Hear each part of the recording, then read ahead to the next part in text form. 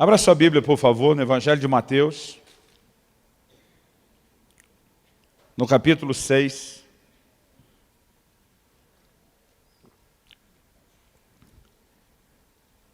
E nós vamos ler dos versículos 16 até o 18.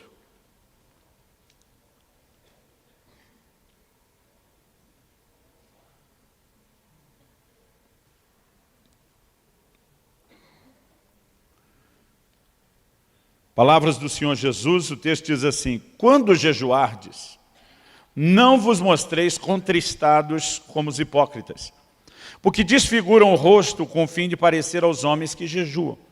Em verdade vos digo que eles já receberam a recompensa. Tu, porém, quando jejuares, unge a cabeça, lava o rosto, com o fim de não parecer aos homens que jejuas, e sim ao teu Pai em secreto. E teu Pai, que vem em secreto, te recompensará. Eu quero, a partir desse texto, que a gente possa considerar algumas coisas no ensino do Senhor Jesus. A primeira delas, antes de analisar o que ele disse em si, é pensar no peso e na importância que o ensino do nosso Senhor Jesus tem. Ele, obviamente, esperava que isso afetasse a minha e a sua vida, a vida de cada um dos seus discípulos, a vida de cada um dos seus seguidores. De vez em quando eu vejo uma tentativa, o que às vezes a gente classifica aí de um malabarismo teológico, de alguns de tentar remeter o jejum como se fosse uma coisa só do Velho Testamento, só da Velha Aliança e que não pertença aos nossos dias. Outro dia eu vi alguém falando, alguém que acredita que tem que jejuar para receber alguma coisa é porque não entendeu a graça ou a fé. E eu fico me perguntando se uma pessoa que faz uma afirmação dessa é que entendeu a graça e a fé e outros elementos da vida cristã. Jesus nunca limitou esse assunto aos judeus dos seus dias. E vamos dar algumas razões. Em primeiro lugar, quando os discípulos foram abordados pelos discípulos de João Batista, por que a gente jejua, os seus discípulos não jejuam? Jesus diz, pode porventura jejuar enquanto o noivo está presente? Ele diz, dias virão em que o noivo será tirado e então jejuarão. Quem era o noivo que Jesus estava falando? Ele mesmo. Quando é que Jesus seria tirado? Só depois da sua morte, ressurreição e ascensão ao céu. Então Jesus diz, dias virão depois disso que jejuarão. É lógico que Jesus sinalizou que isso era para esse tempo.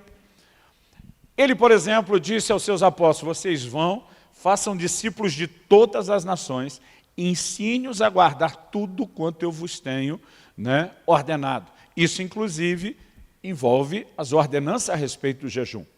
Então, não há margem, aliás, nós vamos olhar no livro de Atos, uma igreja que entendia e praticava o jejum. Não há margem para tentarmos excluir o jejum da prática cristã. Pelo contrário, eu acredito que a igreja está vivendo um tempo onde ela precisa resgatar esse entendimento.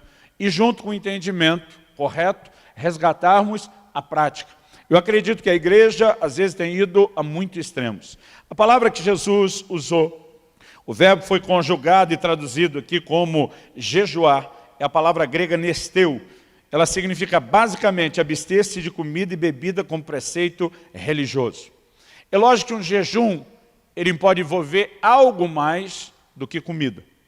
Por exemplo, em 1 Coríntios 7,5, Paulo diz que o único motivo para o casal casado, hoje em dia a gente tem que citar o versículo e explicar, para o casal casado, dar um tempo no seu momento de intimidade física, é se os dois não só estiverem de acordo, comum acordo, ele diz por um período de tempo, e ele diz assim, para se dedicar à oração. Então o que o texto nos mostra é que existem as abstinências de outras formas, não só de prazeres, mas de coisas legítimas, abençoadas por Deus, mas que para que a gente entre no lugar mais profundo de consagração, de dedicação ao Senhor, a gente coloca essas coisas lícitas, não erradas, a gente coloca elas de lado. O jejum é um deles. Mas nesse ensino aqui de Jesus, em Mateus 6, de 16 a 18, que é o texto que nós lemos, eu quero tirar 3 lições básicas daqui, e esses vão ser os tópicos da nossa construção, da ideia do nosso raciocínio. Primeiro, Jesus demonstrou claramente, mostrar que ele esperava que nós jejuássemos. Segundo lugar, ele mostrou que existe uma forma certa e errada de fazer. Ele diz, não façam como os hipócritas. Vocês têm que fazer do jeito certo. Em terceiro lugar, depois de reconhecer a expectativa dele, e que é uma forma e um padrão correto para trabalharmos, eu quero te mostrar a importância de, para que a gente faça a forma correta, que a gente entenda os princípios. Então eu vou tentar, o propósito dessa mensagem hoje à noite é que ela traga mais luz no sentido de ensino, do que só ser uma mensagem que provoque a sua fé, embora estou orando e pedindo a Deus que a sua fé, até para corresponder com isso, também possa ser provocada. Vamos falar da expectativa divina, da expectativa do Senhor Jesus e de Deus de que nós jejuemos. O texto começa, no versículo 16 que nós lemos, com Jesus dizendo, quando jejuardes. Observe que ele não falou, se jejuardes. Ele diz, quando jejuardes. Há uma diferença entre uma coisa e outra. O se jejuardes, ele diz, ó, vai que rola um dia e te dá na telha de fazer, então seria bom você saber. Mas quando ele diz quando, ele está dizendo, eu espero que vocês façam isso. E quando chegar a hora, quando o noivo for tirado, quando chegar a hora de vocês praticarem, eu espero então que vocês façam da forma certa. Por que eu estou classificando isso como uma expectativa de Deus? Porque não há uma ordem bíblica, pelo menos não um imperativo bíblico a respeito do jejum. Por exemplo, nós temos ordens bíblicas e imperativos a respeito de vigiar, de orar. Né? A Bíblia diz vigiar e orar, e é um imperativo, não é uma opção. É um comando que nos foi dado. Mas você não vai achar na Bíblia um jejuai. Só havia um jejum obrigatório na época do Velho Testamento, que era o dia da expiação. Uma vez ao ano. Essa era a única imposição da velha aliança, e não é algo que se aplique a mim e a você cumprir essa data do calendário como um dia de jejum. Então, alguém me perguntou outro dia, pastor, se não há uma ordem para jejuar, o crente que não jejua, ele não está pecando. Falei, não. Ele falou, se não está pecando, por que é que a gente tem que jejuar? Eu falei, porque a gente não vai jejuar só para fazer obrigação. A gente vai jejuar para satisfazer o coração dele. E se há uma expectativa de que, da parte dele, de que a gente jejue, isso tinha que ser parte da minha e da sua vida. Para mim é uma lógica muito clara. Outro dia alguém me falou, eu não acredito que eu preciso do jejum na época da graça. Aí ele olhou para mim e falou, me dê um motivo para eu jejuar. Justificável e bíblico. Olhei para ele e falei, Jesus jejuou. Jesus, que era Jesus, que não era você, cabeção, entendeu que o jejum era importante e necessário para ele. Você está acima dele. Pensa numa conversa que terminou assim, só com aquele barulho do grilo. Cri, cri, cri, no fundo. Nós precisamos entender não só a expectativa de Deus, mas o porquê dessa expectativa. Então, há momentos, obviamente, onde nós podemos vivenciar algo que estamos promovendo aqui para a próxima semana de outubro, que são direcionamentos proféticos, são convocações para que o povo se posicione. E isso também nós vamos encontrar várias vezes na Bíblia. Quero ler só 2 versículos como exemplo. Joel, capítulo 1, versículo 14. Eu vou citar muita coisa, então se você quiser ir anotando, né, porque não vai dar tempo da gente abrir texto por texto. Joel, capítulo 1, verso 14. Promulgai um santo jejum, convocai uma assembléia solene, congregai os anciãos, todos os moradores dessa terra, para a casa do Senhor vosso Deus, e clamai ao Senhor. Obviamente, o jejum sempre está associado ao contexto da oração. Joel capítulo 2, versículo 15. Tocai a trombeta em Sião, promulgai um santo jejum, proclamai uma assembléia solene. Então, embora não haja um imperativo, muitas vezes Deus levantava os seus profetas para convocar o povo, dizendo, agora é a hora, agora eu quero que vocês façam, agora o momento urge. Esse é uma hora de dar atenção ao assunto. Então, mesmo não havendo uma ordenança bíblica a respeito de quando, como você faz, nós precisamos ter a sensibilidade de momentos onde o Senhor quer nos dirigir a isso. Então isso também reflete a expectativa dele.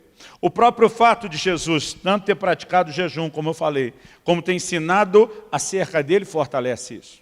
Mas se nós começarmos a entender o jejum, não só como uma forma de petição, mas como parte da nossa devoção a Deus, talvez isso nos ajude a pensar a coisa de uma forma um pouquinho mais abrangente. Lucas capítulo 2, versos 36 e 37. A Bíblia fala de uma profetisa chamada Ana. A Bíblia diz assim: havia uma profetisa chamada Ana, filha de Fanuel, da tribo de Aser, avançada em dias, que vivera com seu marido 7 anos desde que se casara e que era viúva de 84 anos. Esta não deixava o templo, mas adorava noite e dia em jejuns e orações. Olha que interessante a frase. Adorava noite e dias, com jejuns e oração. O jejum aqui não entra só como parte de uma ferramenta para turbinar os resultados da oração, mas como algo importante na nossa devoção, na nossa adoração, ou no que a gente pode chamar do ministério ao Senhor. Atos capítulo 13, versículos 1 e 2. A Bíblia diz assim: havia na igreja de Antioquia profetas e mestres, Barnabé, Simeão por sobrenome Níger, Lúcio de Cirene, Manaém, Colasso de Herodes, o tetrarca, e Saulo. Servindo eles ao Senhor, essa palavra servindo significa ministrando ao Senhor, e jejuando, disse o Espírito Santo: separai-me agora, Barnabé e Saulo, para a obra a que os tenho chamado. A Bíblia fala de um ambiente onde eles estão ministrando ao Senhor. A Bíblia não fala de uma necessidade especial. A Bíblia não fala de um motivo urgente ou desesperador, né, de nenhum tipo de problema, mas eles entendem que parte daquilo que, que deveria embalar esse ministério ao Senhor, o servir ao Senhor, era também os seus jejuns. E nós precisamos entender isso, então não apenas como uma ferramenta, mas como parte da nossa devoção. Eu acho que essa é uma forma que nos ajuda a entender a expectativa de Deus. Porque a expectativa de Deus para mim e para você não é porque Ele quer que a gente sofra. Não é porque Ele quer que a gente passe fome. É porque Ele quer que a gente possa desfrutar dos benefícios dEle. Que começa por um nível de comunhão, que pode se tornar bem mais intenso e profundo. Mas há outros benefícios que eu e você deveríamos considerar por trás dessa prática. Benefícios não só espirituais, eu diria naturais. O assunto do jejum, durante muito tempo, na história recente, tem sido controverso para a medicina. Porque muitos lutam contra a ideia como se fosse algo que fizesse mal ao corpo. Agora, a história nos apresenta que a maneira da humanidade lidar com isso por muito tempo foi bem diferente da nossa. Hipócrates, o chamado pai da medicina, dizia que o jejum é a mesa de cirurgia da natureza. E dizia que quando o animal está doente, ele para de comer, porque quando a gente está doente, a gente tuxa comida, né, para tentar melhorar. E eles trabalhavam conceitos. Há relatos da antiguidade de que os egípcios tinham uma saúde fora do comum, porque tinham o hábito de jejuar 3 dias, né, por mês. Há muitas declarações. Pitágoras, antes de desenvolver aquilo que brilhantemente fez, teria feito um jejum de 40 dias na água e passou a exigir isso de todos os seus discípulos. Quando a gente olha ao longo da história, ele nunca foi tratado dessa forma. Mas descobertas recentes, como por exemplo, um japonês que ganhou o Prêmio Nobel da Medicina em 2016, tem defendido o jejum como algo extremamente saudável. Nobel 2016 afirma que quem jejua mais, vive mais, tem vida mais saudável. Ele explica o que eu não quero entrar no aspecto científico aqui do processo de autofagia, que é quando as células, na falta de alimento, começam a consumir aquilo que de ruim o nosso organismo tem e o quanto isso vai nos beneficiar. Há benefícios incríveis. Uma pessoa que jejua 1 dia por semana, ela dá uma pausa no seu sistema gástrico todo, ela consegue ter um descanso para o corpo, ela passa por um processo de limpeza e purificação. Se a gente olhar só os benefícios naturais, já seria algo que deveria empolgar a gente. Mas nós estamos atrás de algo bem maior do que o benefício natural, que é o espiritual. Jesus diz: o teu Pai que te vê em secreto te recompensará. Tem uma recompensa que vem de Deus. Não é a recompensa que o hipócrita jejuando errado vai ter. O hipócrita vai ter o benefício natural, mas o espiritual é para quem realmente se conecta com Deus. E quando você começa a entender os benefícios, talvez dá para entender a expectativa de Deus. De um Deus está olhando para a gente e dizendo, eu quero trazer vocês para esse lugar do jejum, porque eu sei o que isso vai liberar, eu sei o que isso vai desatar na vida de vocês. Quem está entendendo, diga amém. Uma outra ocasião, um irmão falou para mim, falou, me dá um motivo para eu me empolgar a jejuar como se isso fosse me levar para um lugar melhor. Falei, Jesus diz em Marcos 9, 29, que há uma casta que não sai a não ser por meio de oração. Quando os discípulos fracassaram em libertar uma pessoa, Jesus diz, tem um nível que vocês ainda não alcançaram, porque vocês não descobriram o caminho para lá. Eu falei, as pessoas que jejuam vão alcançar e viver coisas em Deus que os que não jejuam talvez não vão ter acesso. Você acha que é um bom motivo? Eu acho que é um bom motivo. E quando eu olho para as Escrituras, eu não posso negar que em cenários de crise, sempre eles trataram o assunto com jejum. Embora a gente deva jejuar por devoção a Deus, por amor ao Senhor, para estar sós com o Pai, assim como Jesus falou sobre orar em secreto, porque queremos desfrutar a presença dEle, Ele falou também a respeito do jejum. Embora esse seja talvez o foco principal que deveria nos mover, é inegável que cenários de crise, crise pessoal, crise coletiva ou social de uma nação, sempre ao longo das Escrituras foram enfrentados com jejum. E todo esse monte de informação que nós temos nas Escrituras deveria sugerir para mim e para você que isso não é mera informação, é ênfase, é uma repetição didática, é Deus tentando nos mostrar que isso tinha que ser parte da nossa cultura como povo que o serve. Então, por exemplo, vamos falar de um aspecto individual, de crise. Salmo 35, 13. O salmista diz, quanto a mim, porém, estando eles enfermos, as minhas vestes eram pano de saco, eu afligia minha alma com jejum, em oração me reclinava sobre o peito. Quando você vai ver o contexto todo do que ele está falando, é quando ele estava precisando, eu lutei por eles. Agora ele vai dizer, agora que eu estou precisando, eles me abandonaram. Mas no contexto, na hora de fazer a analogia, ele diz como ele lutava pelos seus amigos. Estavam enfermos, era um momento de crise, era problema. Eu jejuava por eles. Isso mostra uma mentalidade com a qual eles viviam enfrentando as crises.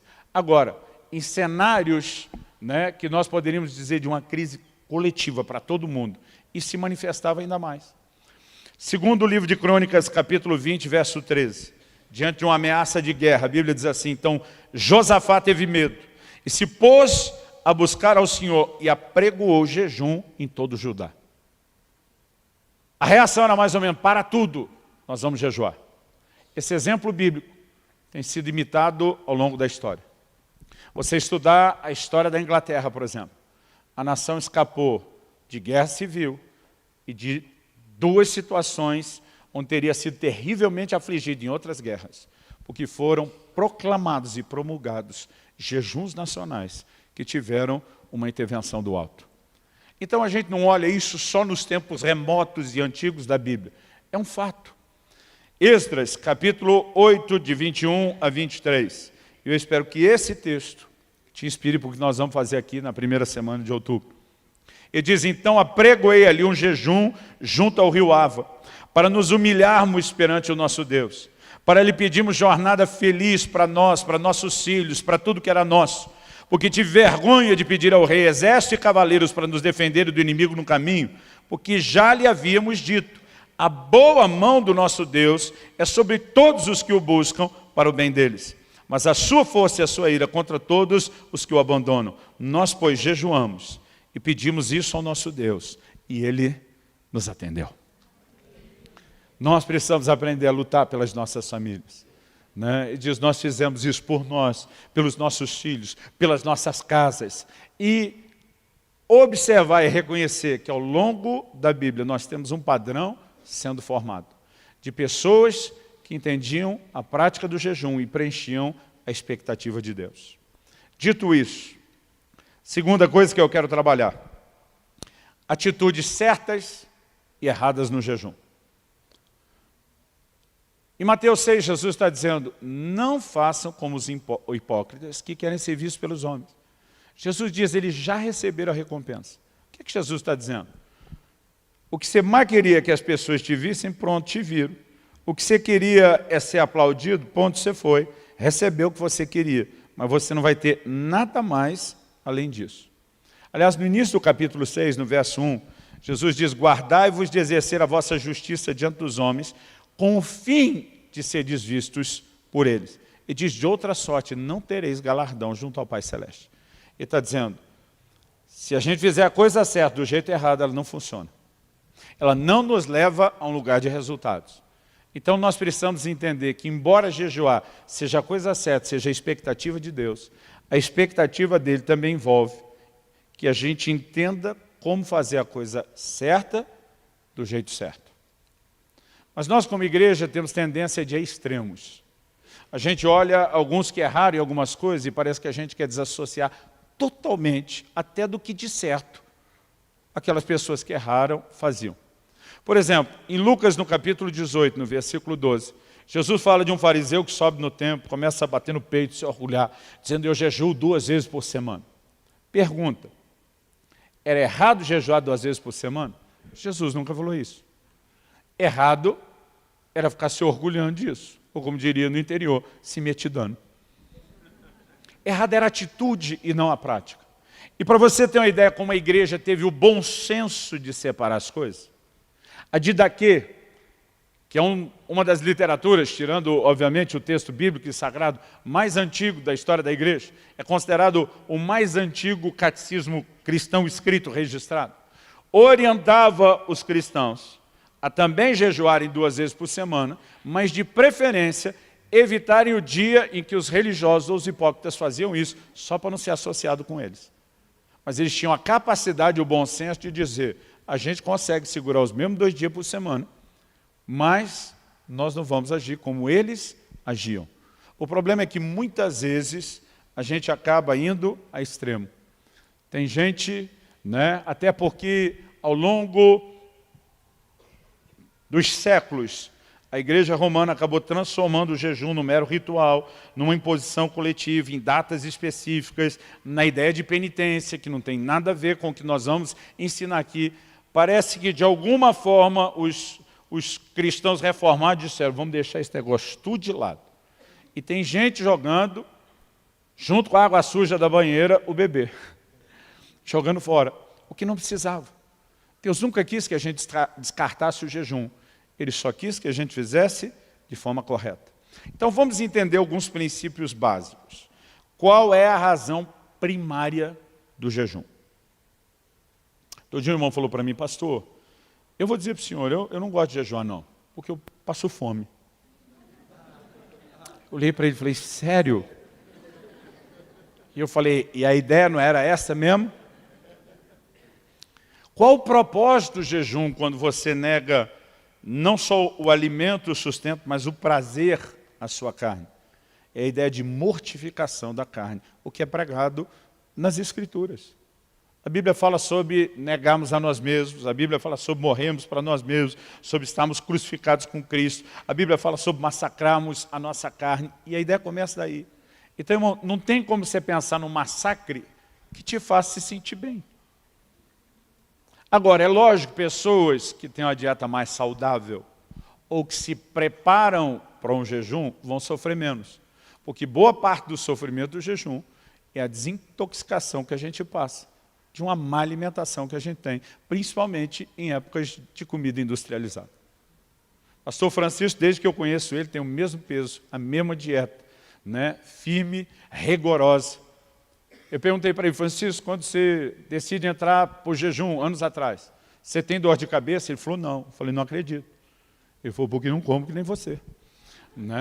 Então, alguns vão sofrer menos. Mas, gente, é muito difícil dizer que a pessoa vai parar de comer e que ela vai ficar bem. Porque, tirando o massacre da carne, a Bíblia define o jejum como afligir a alma.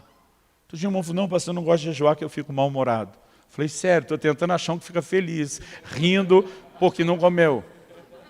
Agora, o que a gente tem que pensar não é no massacre da carne ou na aflição da alma. é no que isso faz pelo nosso espírito. Porque, na verdade, essa morte da carne, essa aflição da alma, é para tirar de cima do nosso espírito um entulho que nos impede de ter uma conexão melhor com Deus. Toda a relação do homem com Deus, ela envolve o nível do espírito. Jesus diz, os verdadeiros adoradores adorarão o Pai em espírito. Paulo diz em 1 Coríntios 6, aquele que se une ao Senhor é um só espírito com Ele. Todo relacionamento é no nível do espírito. Agora, a maioria de nós nem vive muito consciente do que é o nosso espírito. Porque o tempo todo nós estamos debaixo desse peso, né, da carne, da alma, de emoções, e o jejum, ele consegue nos tocar nesse sentido. Quais são as consequências do jejum quando a gente fala dessa liberação do espírito? A primeira coisa que a gente pode destacar é uma maior percepção das coisas espirituais. A gente citou Atos 13:2. Enquanto ministravam ao Senhor e jejuavam, disse o Espírito Santo. Principalmente quem está vivendo um momento de definições, que precisa de direcionamento, precisa entender que, além de oração, o jejum é uma ferramenta importante. Ele te ajuda a ficar mais sensível. Vou citar para você uma definição que eu li no livro do Kenneth Hagin aos 15 anos de idade. E nunca mais esqueci. Ele diz, o jejum não muda Deus. Ele, Deus, é o mesmo antes, durante e depois do seu jejum. Mas jejuar mudará você. Vai lhe ajudar a se tornar mais suscetível ao Espírito de Deus. Então, o benefício de como isso fortalece não só a nossa comunhão, ou como isso te torna mais consciente de algumas coisas. Uma vez uma pessoa falou para mim assim, pastor, o jejum dá autoridade para a gente. Falei, discordo. Jesus deu autoridade para a gente no nome dele. Isso não tem nada a ver com o jejum. Ah, mas Jesus falou que tem uma casta que não sai a não ser com jejum. Falei, porque o jejum te torna mais consciente da autoridade que você tem para usá-lo. Mas ele não aumenta a sua autoridade. Ele só te leva a uma percepção maior do que é que você tem. O jejum, ele não aumenta a sua fé. Mas ele vai tornar a sua fé bem mais fácil de fluir. Por quê? Porque a fé é do Espírito. E quando eu e você começamos a jejuar, parece que aquele entulho da carne e da alma que está sufocando a gente, começa a ir a capacidade de você exercer e liberar a sua fé para coisas maiores e impressionantes. Eu não estou citando isso em pé de comparação com as Escrituras, mas só a nível histórico, para você entender. A Didaquê, aquele documento que eu mencionei, instruía que o novo convertido que fosse batizado deveria jejuar pelo menos 2 dias antes do batismo. Você olha o livro de Atos, na hora de ordenar e estabelecer ministros, jejum. O tempo todo eles tinham a prática de jejum. Mas a gente olha para a vida dos crentes da atualidade e raramente alguém jejua, a não ser numa situação de muito desespero. E nós precisamos resgatar isso. Jesus, quando falou dos discípulos que não puderam expulsar aquele demônio, primeiro desabafo dele, falou, ô geração incrédula, até quando vos sofrerei? Então, o primeiro desabafo de Jesus mostra que o problema era o quê? Incredulidade, falta de fé. Mas depois ele diz, mas essa casta não sai a não ser por jejum. Às vezes eu lia e dizia, Jesus, se decide. O problema é incredulidade ou falta de jejum? O que resolve é a fé ou é o jejum? É que, na verdade, os dois se mesclam. O jejum tem o poder de tirar aquele entulho do seu espírito que está impedindo a sua fé de se manifestar. Então você se torna consciente, não só da sua autoridade, mas você entra num lugar de ter a capacidade de fluir melhor no exercício da sua fé. Quem está entendendo, diga bem. O jejum não tem nada a ver com mérito. Às vezes eu vejo pregadores dizendo que tem que pagar o preço. Eu entendo que parte do que está dizendo é verdadeiro. E parte disso é difícil a gente tratar de forma absoluta. Por quê? No reino espiritual, a gente não recebe as coisas porque fez por merecer. A gente recebe quando entende a maneira de, pela fé, nos apropriar daquilo que é da graça. E o jejum vai nos ajudar a exercer a fé. Mas, do outro lado da balança, tem os dois lados da moeda. Eu não gosto de tentar transmitir tudo única e exclusivamente como se fosse responsabilidade da fé. Porque a Bíblia mostra coisas que eu e você vamos alcançar e não vamos alcançar só com fé. Por exemplo, a Bíblia diz que nós temos que nos tornar imitadores daqueles que pela fé e perseverança herdam as promessas. Você não vai herdar a promessa só com fé. Algumas coisas envolvem, e perseverança aqui fala da sua dedicação. Nós precisamos entender o que é a nossa doação, como uma expressão e não uma substituição da nossa fé. Se são aquelas obras que Tiago falou que expressam a fé que nós já temos, ótimo. E precisamos entender o quê? Lei de semeadura e ceifa. Quem planta, colhe. Paulo escreveu e diz que o que semeia pouco vai colher o quê? Pouco. Mas o que semeia muito vai colher muito.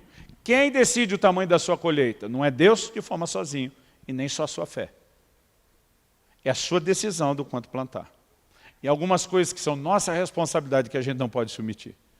Eu creio que esse lugar do jejum não substitui a fé, mas ele se associa à fé dizendo, eu vou plantar, pagar o preço no sentido da perseverança, da doação, da entrega e não da substituição da fé, ok, dá para a gente entender. O que a gente não pode é tentar imaginar a perspectiva de médio. Outra coisa que o jejum não é, ele não é mágico, ele não é uma varinha de condão. Todo dia um irmão falou para mim, eu creio no poder do jejum e da oração. Eu falei, eu não. Ele, que isso, pastor? O senhor mesmo que me instigou, me inspirou a jejuar? Falei, isso não significa que eu creio no poder do jejum. Que ele ficou me olhando e falou, mas se você não crê no poder do jejum, o que você faz? Eu falei, o problema é que você está fazendo do jejum a fonte que resolve os seus problemas, ele não é. Falei, deixa eu te explicar uma coisa. Um dia desse precisei de ajuda médica. Estava em viagem, liguei para o médico à distância, descrevi o meu quadro, o que eu estava passando, ele com todo o conhecimento que tem, me prescreveu exatamente desde o que eu deveria medicar e o que eu deveria fazer. Eu dei atenção ao que ele fez e o negócio resolveu rapidinho. Agora, por causa disso, eu vou sair falando do poder do telefone ou do telefonema? Foi o telefone que resolveu o meu problema? Não foi. O telefone era a minha conexão com quem tinha o que eu precisava para resolver o meu problema. Dá para entender a diferença? O jejum, irmão, é o telefonema, a oração é o telefonema. O poder não é do jejum, da oração. O poder é de Deus. E se nós não conectarmos com Deus, o jejum pode ser só greve de fome. Porque tem gente jejuando sem ter resultado. Se o poder fosse do jejum, qualquer jejum daria resultado. E deixa eu te mostrar isso na Bíblia, Isaías 58. Se você for rápido de endereço, corre comigo lá, que vale a pena a gente ler junto. Isaías capítulo 58. A partir do versículo 3. A nação está perguntando, por que jejuamos nós e tu não atentas para isso? Então tem jejum que Deus não presta atenção, de acordo com o texto, sim. Porque afligimos a nossa alma e tu não levas em conta. Tem jejum que Deus não leva em conta, de acordo com o texto, sim. Eis que no dia em que jejuais, cuidais dos vossos próprios interesses, exigi que se faça todo o vosso trabalho, eis que jejuais para contendas e rixas, para feridos com punho iníquo, jejuando assim como hoje, não se fará ouvir a vossa voz no alto. Tem jejum que não leva a lugar nenhum. Espiritualmente falando, pelo menos não. Então o poder não é do jejum. Mas se nós permitirmos que ele seja a conexão com a nossa fonte, isso vai fazer toda a diferença. Quem está entendendo? Agora, nos versículos 6 em diante, o Senhor diz, porventura não é esse o jejum que escolhi, que solte as ligaduras da impiedade, que desfaça as ataduras da servidão, deixes livres os oprimidos, despedace todo o jugo. Porventura não é também que repartas o teu pão com o faminto, e recolhas em casa os pobres, desabrigados, e se vires o nu, cubras, e não te esconda do teu semelhante? E então, a partir disso, a atitude correta, então romperá a tua luz como a alva, a tua cura brotará sem detença, a tua justiça irá diante de ti, e a glória do Senhor será a tua retaguarda. Então clamarás, e o Senhor te responderá, gritarás por socorro, e Ele te dirá, eis-me aqui. Então, se nós entendemos uma forma correta e levarmos isso, nos conectar com Ele, é inevitável que nós vamos ter respostas. É inevitável que nós vamos viver intervenções da parte de Deus. Quem está entendendo, diga amém. Eu falei que nós precisamos ser sensíveis a momentos que Deus nos dirige. Quando Kelly estava grávida do Israel, nosso primogênito, e foi chegando a hora do parto, um dia eu estava orando, o Espírito Santo disse, jejua. Porque você vai travar uma grande batalha na hora do parto. Ou seja, ele sabe que vai ter a batalha. Se ele já está sinalizando que ele quer que eu vença a batalha, ele não podia fazer isso sozinho? Ele tinha que me mandar jejuar. Porque ele quer que a gente coopere com ele. Ele quer que a gente entre no lugar de exercer fé. Ele quer que a gente aprenda a lutar por aquilo que precisamos. E eu lembro que na hora que me veio aquele comando, no meio do dia onde eu estava, eu parei imediatamente de comer. E não sabia por quanto tempo ficaria. Terminei o primeiro dia e senti de Deus que não deveria parar. Continuei o segundo dia, no final do segundo dia entendi que não deveria parar. Terceiro dia, e assim foi. Só quando eu cheguei no final do sexto dia, houve dentro de mim um testemunho de vitória. Uma sensação, cheguei lá, e foi esse o dia que eu parei de jejuar. E o que nós vivemos na hora do parto foi de fato um grande problema, mas vivemos também um grande milagre. Eu fico me perguntando, se tivesse feito uma escolha naquela hora de não seguir a direção do Espírito Santo, quanto isso teria me custado? Nós precisamos perceber que Deus quer nos levar a um lugar onde a gente possa viver algo maior, mais intenso, mais profundo. Por favor, diga amém. Então, entendendo a forma certa que é nos conectar com Ele, para terminar aqui, eu quero só tentar trazer orientações práticas agora, não só sobre motivação, mas práticas de como deve ser o jejum. Primeira pergunta que muita gente me faz: podemos comentar que estamos jejuando? Às vezes eu respondo, a questão não é se pode, é precisa? Há alguma necessidade? Porque na verdade o que Jesus está dizendo não é que ninguém nunca pode saber do seu jejum. Se você olhar na Bíblia que tinha jejuns coletivos, dias específicos, convocações, todo mundo sabia que todo mundo estava fazendo jejum. O problema não é tomar o conhecimento. O problema é, se o conhecimento for transmitido, o que é que a gente quer passar com ele? Como é que a gente sabe que Jesus jejuou os 40 dias no deserto? Você estava sozinho. A lógica me diz que ele tem que ter compartilhado isso. Até porque se isso é feito sem o desejo de uma promoção pessoal, ele vira incentivo. Como que eu comecei a me sentir encorajado de jejuar? Ouvindo a história de quem jejuava. Gente, meu primeiro jejum, era adolescente ainda, tinha 15 anos de idade. Eu pulei o almoço e porque achei que podia morrer, fiquei com o refrigerante. Eu pensei, não, se ficar sem comer pode morrer, melhor tomar o refrigerante. Porque eu não conseguia acreditar que podia ficar sem comida. Sem contar que os adolescentes têm aquele dom de comer. Mas depois eu descobri que tinha gente que jejuava bem mais do que aquilo. Eu lembro da primeira vez que eu consegui jejuar até 4 da tarde. Eu, meu Deus, não morri, entreguei o jejum. Aquilo me encorajou. Mas depois descobri que tinha gente que jejuava com regularidade 24 horas. Eles não comem nada. Não, só água. E está vivo. Às vezes o cara podia pensar em dizer, não, você está falando com o defunto. Aí eu me animei, vou jejuar 1. Depois descobri que tinha gente que jejuava 2, tinha gente que jejuava 3. Eu lembro quando li o Vinho Novo é Melhor. Vi que ele fez um jejum de 14 dias na água. Eu comecei a conhecer pessoas que, compartilhando a história, mostravam para a gente não só a possibilidade de encarar esse tipo de coisa, mas gerava fé e encorajamento. Então a questão não é se pode ou não pode falar, é deveria. Em que situação? Em que circunstância? Né? Eu, particularmente, é a primeira vez que eu torno isso público, tirando a reunião que nós tivemos com os líderes no início do mês, de qual era o propósito do jejum. Eu evito falar sobre isso. Evito entrar em detalhes. Até porque quando é um jejum prolongado, às vezes a gente assusta alguns que não têm ideia de como a coisa funciona e se processa. Mas isso não significa que em momento nenhum a gente não possa falar. Ok, vamos pular isso. Pastor, como eu devo jejuar? Você decide. Não há regras fixas na Bíblia. Sobre o tipo de jejum que você faz, já vou falar dos tipos. Sobre o tempo e a duração, isso tudo é você que decide. Então, embora nós jogamos uma convocação mais pesada para os pastores e diáconos, dos primeiros 3 dias de outubro só na água, porque acredito que eles já têm escola, já têm tempo, já têm maturidade para entender o peso do comando. Nós não estamos oprimindo você a ter que virar 3 dias seguidos na água. Embora eu vou te dizer, em algum momento da sua vida, seria uma boa experiência para você ter. Mas há formas distintas. Há 3 tipos básicos de jejum.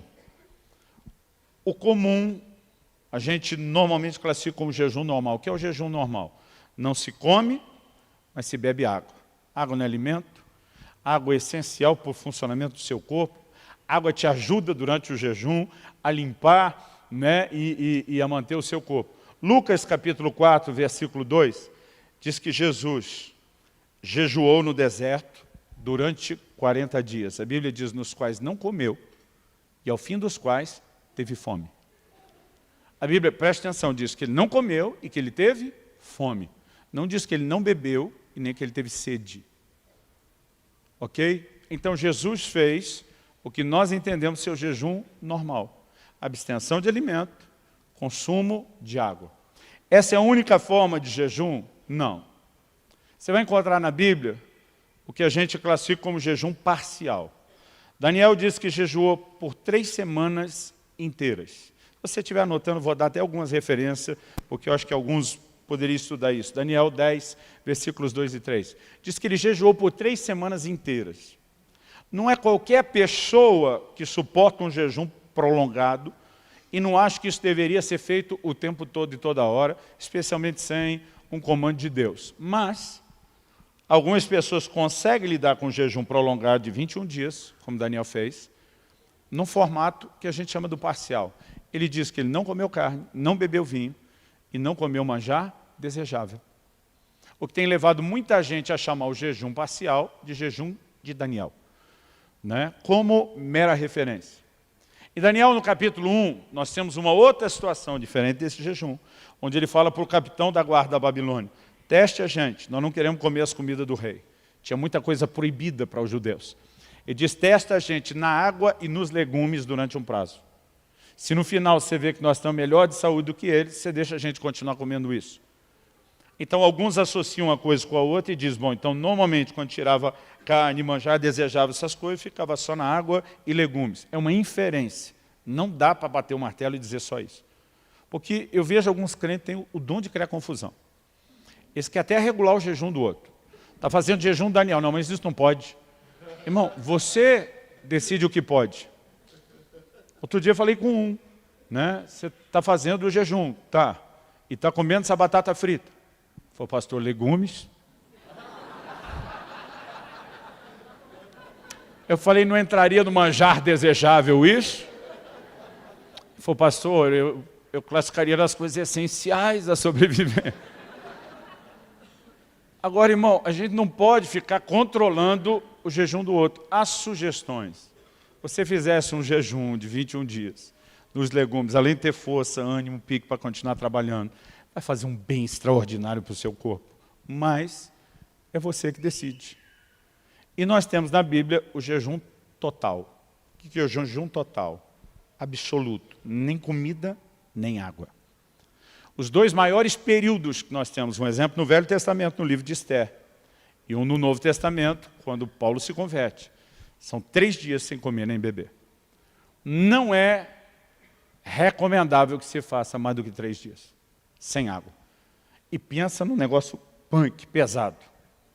Porque sem a água para limpeza, o processo de desintoxicação do corpo é ainda mais dolorido, é ainda mais incômodo, mas a Bíblia fala de situações.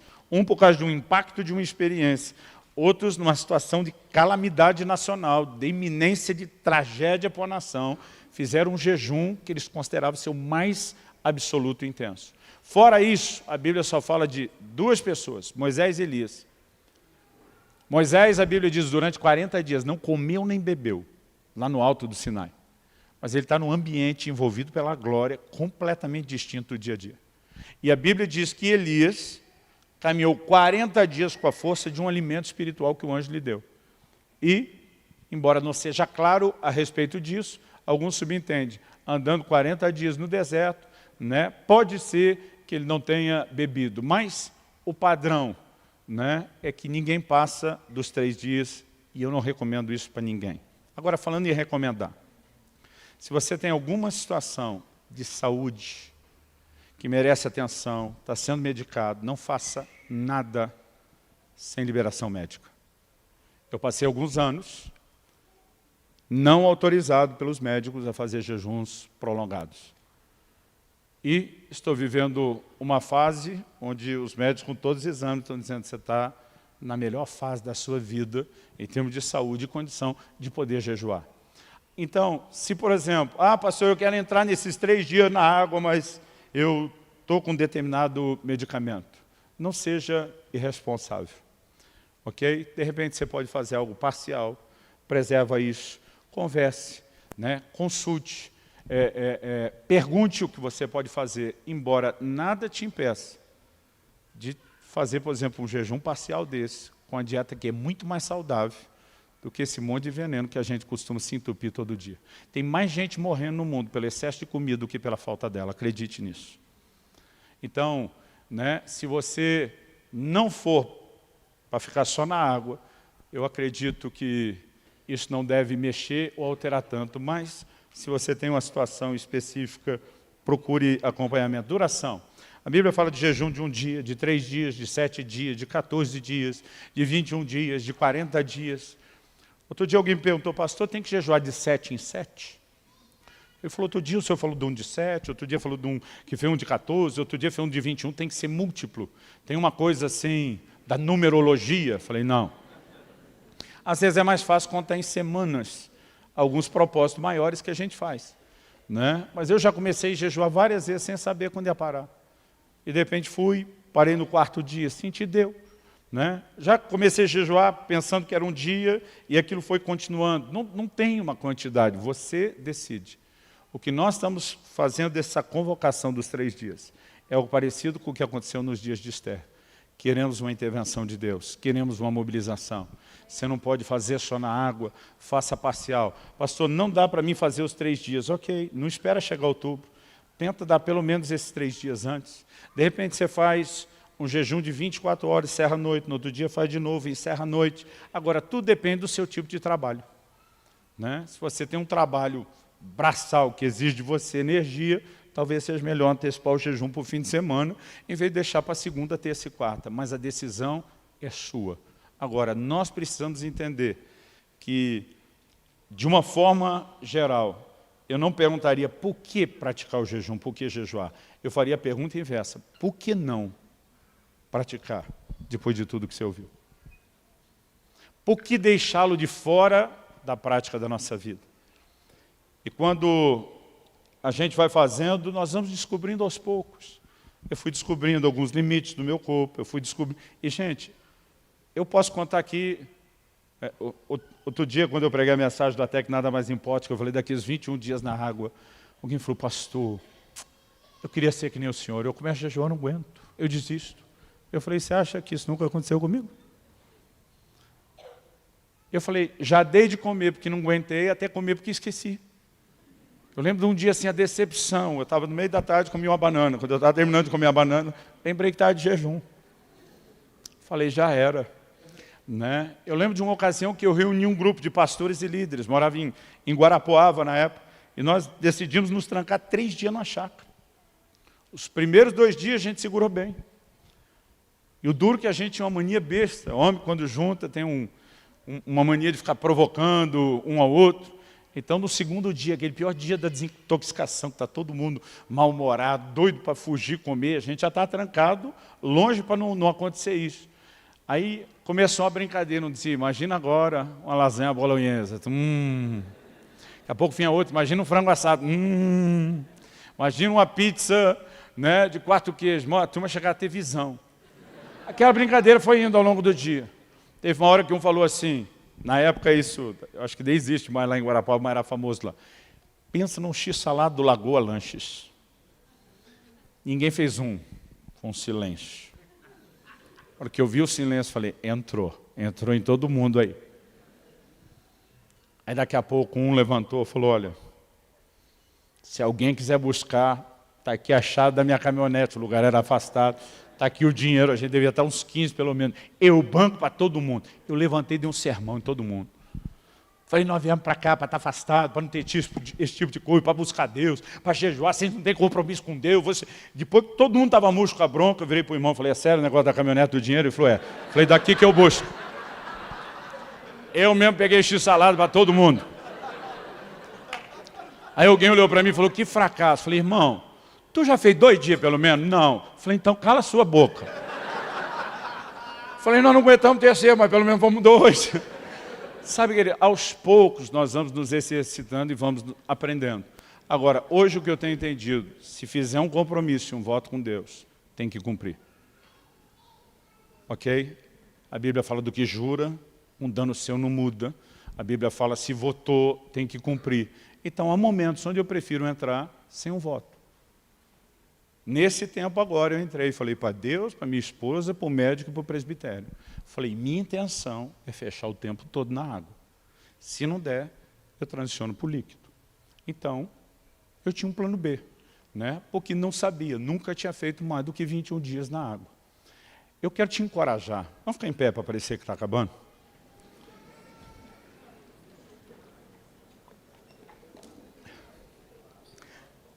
Se você nunca fez, não começa a tentar virar o campeão do jejum da noite para o dia. Comece a exercitar. Comece a incluir isso nas suas práticas, né? Começa com algo menor. Comece com jejum parcial. Mas eu gostaria que você entendesse o peso e a importância dessa convocação. E que a gente não pare só nessa de outubro. Não, pastor, entendi a mensagem, a jejum em outubro, por esse ano deu. Não, eu espero que isso possa se tornar parte de um estilo de vida que nos ajude a entrar não só na plenitude dessa nova estação que Deus tem para nós, mas a usufruir de uma forma geral no dia a dia, muito mais daquilo que Ele tem. Você recebe esse encorajamento em nome de Jesus? Eu gostaria que você fechasse seus olhos, que você pudesse orar e dizer, Senhor, eu quero absorver, eu quero entender o ensino bíblico sobre jejum. Eu acho que esse assunto merece um curso inteiro, um livro inteiro. A gente está tentando de forma resumida, breve, te dar o básico. Mas eu não consigo imaginar como a gente aceita a ideia de uma vida cristã que não tenha as marcas do jejum. Eu quero que você possa orar e dizer, Senhor, eu quero entender, eu quero corresponder com a tua expectativa. A expectativa dele não é porque ele quer oprimir você. Ele quer que você viva os benefícios. Ele quer que você experimente o resultado, para que a glória dele seja a tua retaguarda, para que você clame e ele te responda e diga, eis-me aqui. Espírito Santo, só o Senhor pode nos ajudar a entrar nesse lugar de uma fome tão maior pelo Senhor, que chegamos ao ponto de desprezar o que é essencial à sobrevivência, o que é tão prazeroso ao paladar. Nós queremos viver nesse lugar, onde o nosso jejum reflita a fome de Deus. Não só o desespero por uma intervenção específica, não só a expressão de fé de quem precisa de um problema resolvido, mas a expressão de um coração que quer conectar cada vez mais com o Senhor, que quer entrar em lugares que ainda não entramos antes, que quer viver uma nova dimensão. Abra os nossos olhos. Nossa mente foi tão programada, não apenas pela cultura, pela nossa própria carnalidade, a lutar contra o jejum. Nosso instinto de sobrevivência nos coloca na contramão de tudo isso. E muitas vezes mudar a forma de pensar e as nossas práticas, elas requerem algo que só a tua palavra e o teu Espírito pode fazer dentro de cada um de nós. Nós nos recusamos a saber que estamos tão próximos de viver algo novo nessa nova estação e não lutar por isso. E não nos entregar mais ao Senhor. Vem sobre nós. Desperta algo em nós. Quebra essa forma errada de pensar. O peso e influência mundana e não do que um filho da luz deveria ter.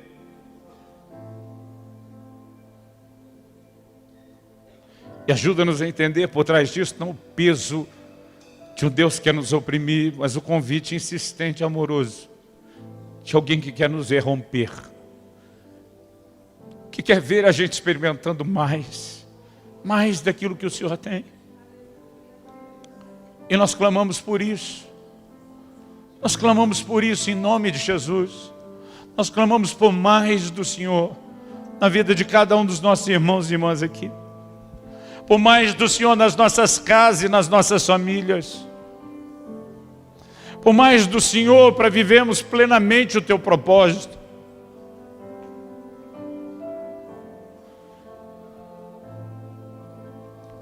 Que venham dias de se trazer o céu à terra.